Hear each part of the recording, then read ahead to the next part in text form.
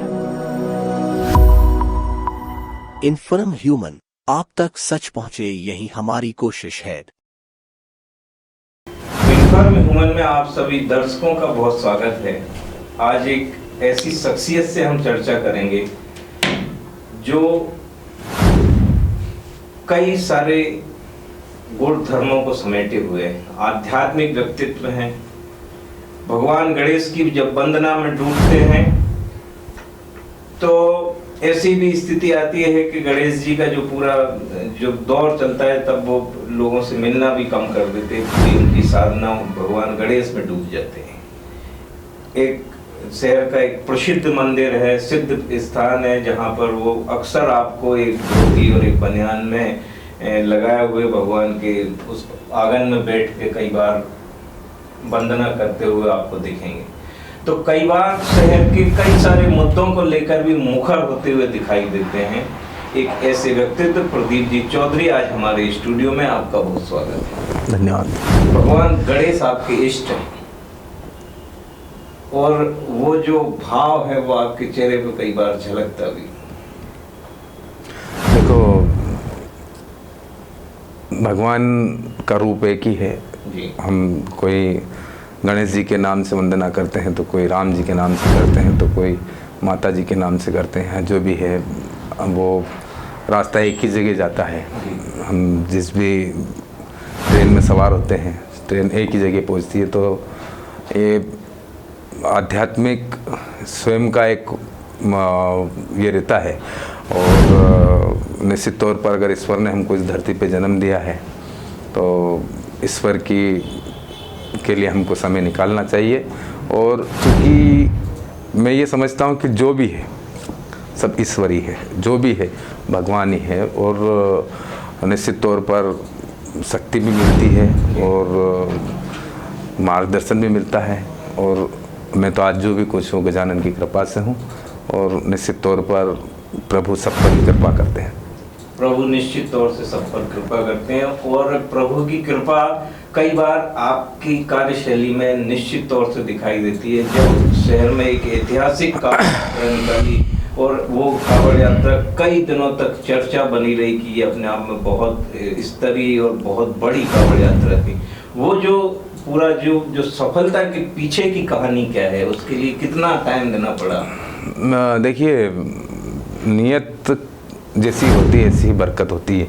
हम हमारे पूर्वज भी कहते आए हैं और हमारे धर्म ग्रंथ भी कहते हैं कि आपकी नीति क्या है किसी काम को लेकर।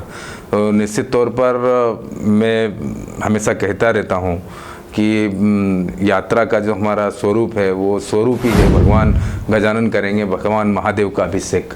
और जब भगवान गजानन ही जब सड़क पर उतरते हैं तो अपन तो उनके दास भरे मात्र है।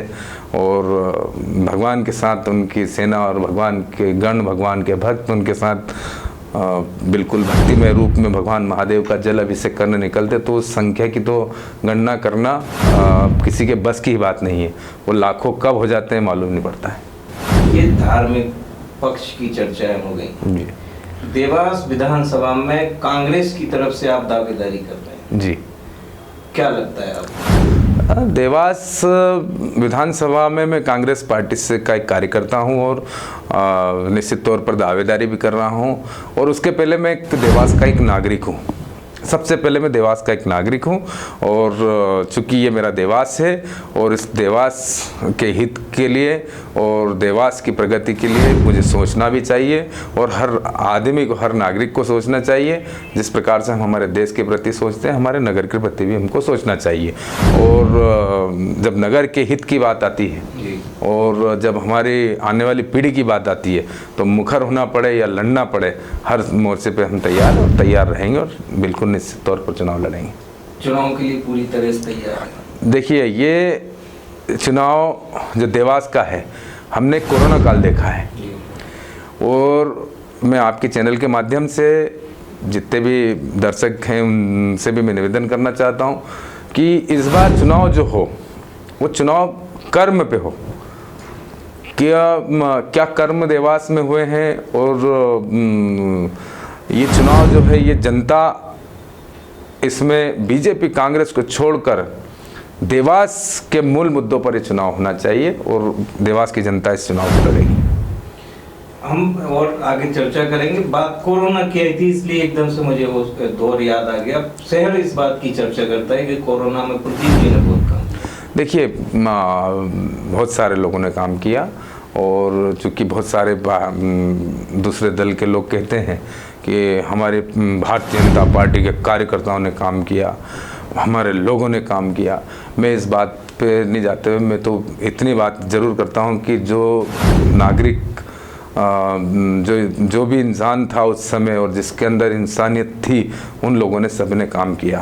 और चूँकि मेरे भगवान गजानन की कृपा से कुछ जो बन पड़ा उस समय और उस समय की जो मांग थी और उस समय जो भी करना था सब कर गुजरे। और यहाँ तक कि संक्षिप्त में आपको बता देना चाहता हूँ कि उस समय ऐसा दौर था कि ऐसा लगता नहीं था कि ये शायद कोरोना काल में हम लोग बच पाएंगे। हमने अपने आप को समर्पित कर दिया था और जब समर्पित अगर हमने किसी के सामने अपने आप को जब समर्पित कर देते हैं तो वो ईश्वर ही होता है और वो ईश्वर रक्षा करता है।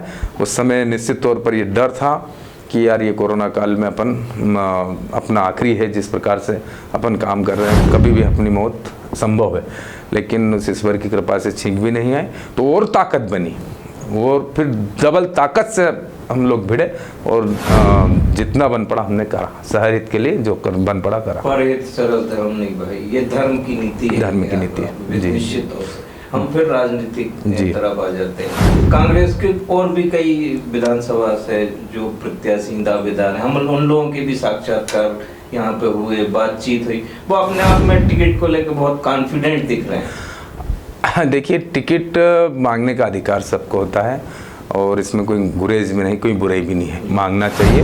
और ये तो पार्टी का आंकलन है, जनता का सर्वे है और जिसको सेवा करने का अवसर ऊपर वाला देगा वो निश्चित करेगा और जिसको भी टिकट मिला है सब लोग मिलकर काम करेंगे। तो वो जो कॉन्फिडेंस उनमें दिख रहा है, वो कॉन्फिडेंस आप में भी है? तो कॉन्फिडेंस के बाद तो शुरुआत होती है। ये कोई छोटा चुनाव तो है नहीं, ये कोई वार्ड का चुनाव है नहीं कि चलो लड़ लेंगे या देख लेंगे, ऐसा तो कुछ है नहीं। एक बड़ा चुनाव है और एक बड़ी जिम्मेदारी है और निश्चित तौर पर ये चुनाव लड़ने से ज़्यादा अभी मेरे अंदर जो चल रहा है, मेरे दिमाग में या मेरे दिल के अंदर जो हालात जो भी चल रहे हैं, रोज़ जो सोचता हूँ या जो करता हूँ, चुनाव जीतने का भी है और चुनाव जीतने के बाद में कितना मैं इस जनता जनार्दन के लिए कर सकूं, उस चिंतन में हूं मैं।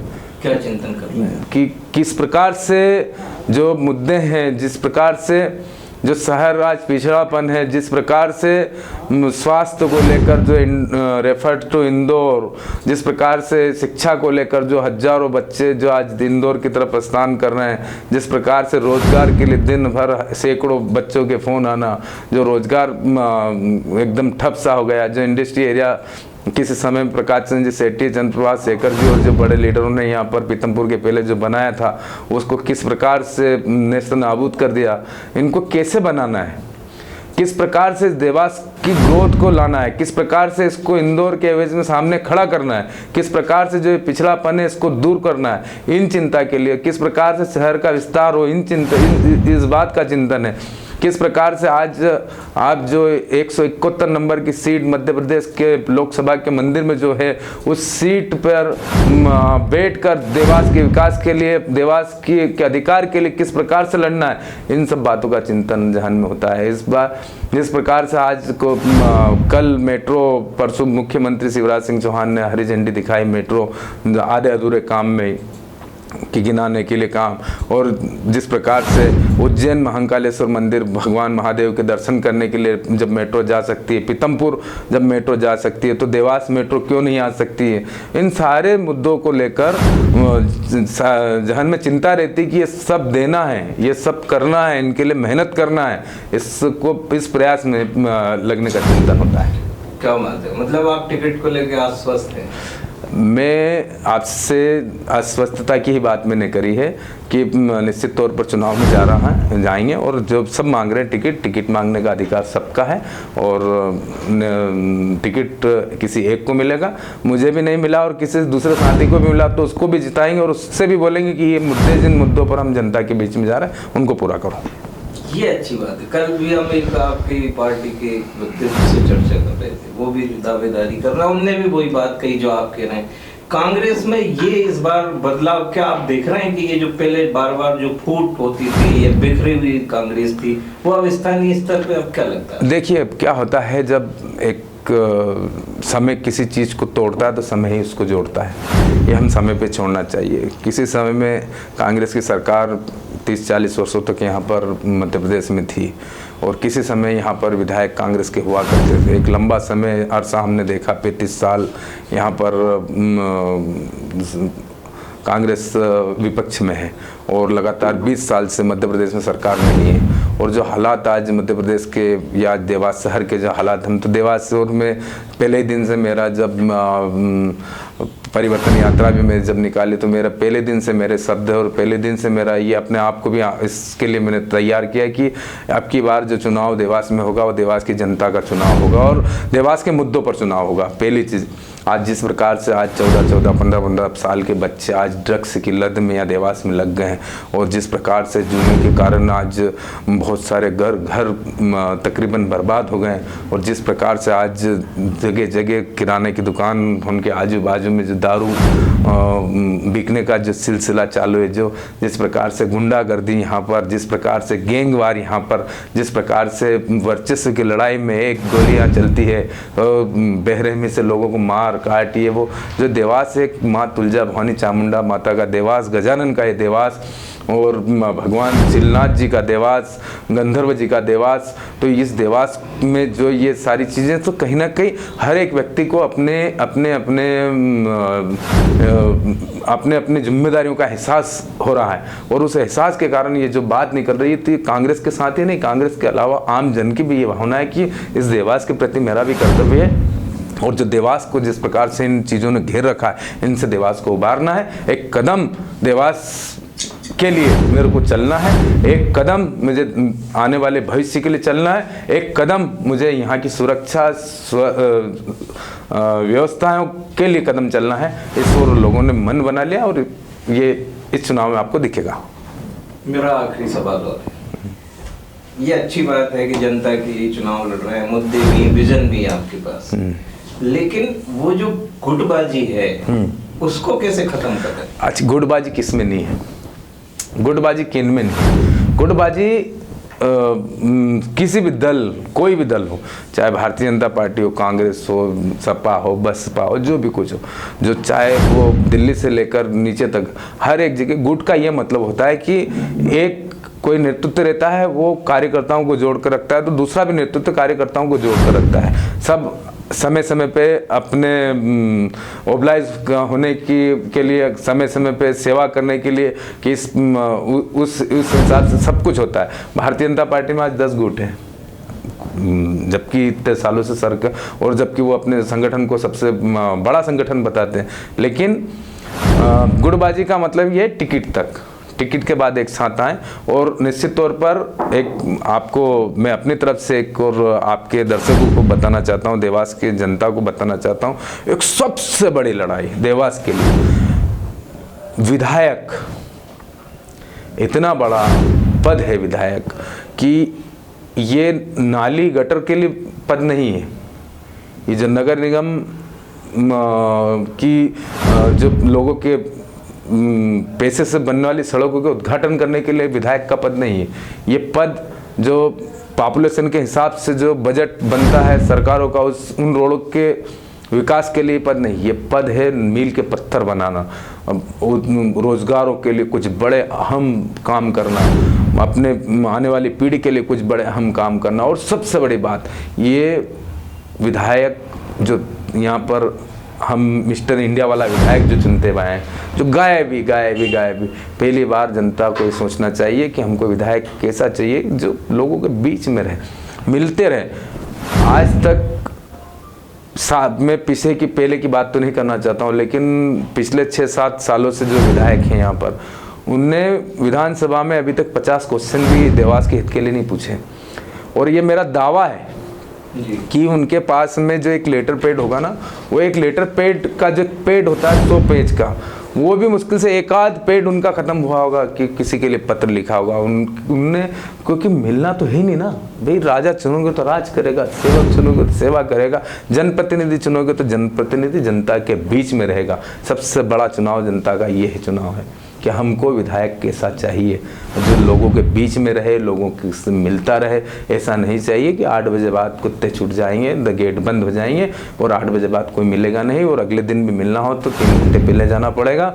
आपको किसी बीच वाले मेडिटेटर को फ़ोन लगाना पड़ेगा, मेडिटेटर फिर तीसरे को लगाएगा, तीसरा फिर ऊपर खबर भेजेगा, उनका मूड होगा तो मिलेंगे, नहीं तो अगले दिन फिर जाएंगे।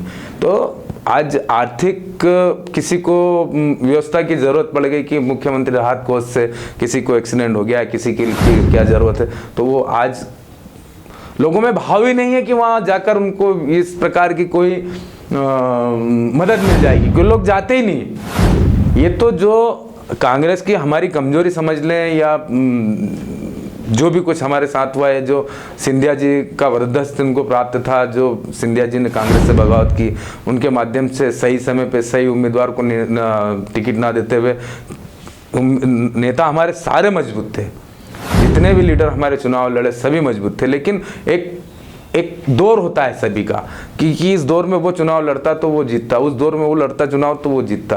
उस दौर को सिंधिया जी ने ख़त्म करके और इनके कहे अनुसार टिकट इनके कहे अनुसार देवास में कांग्रेस का उम्मीदवार घोषित हुआ और 15 दिन में कोई उम्मीदवार तैयारी नहीं कर पाए और इस कारण से हमको चुनाव में हारना पड़ा। लेकिन अब चूँकि कांग्रेस का चुनाव या भारतीय जनता पार्टी का चुनाव नहीं, ये चुनाव देवास की जनता का चुनाव है और ये देवास की जनता चुनाव लड़ने जा रही है।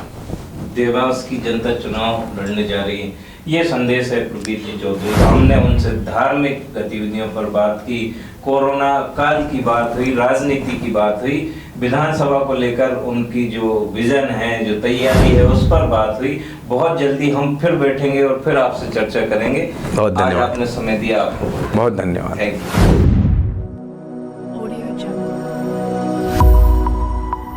इन्फॉर्म ह्यूमन, आप तक सच पहुंचे यही हमारी कोशिश है।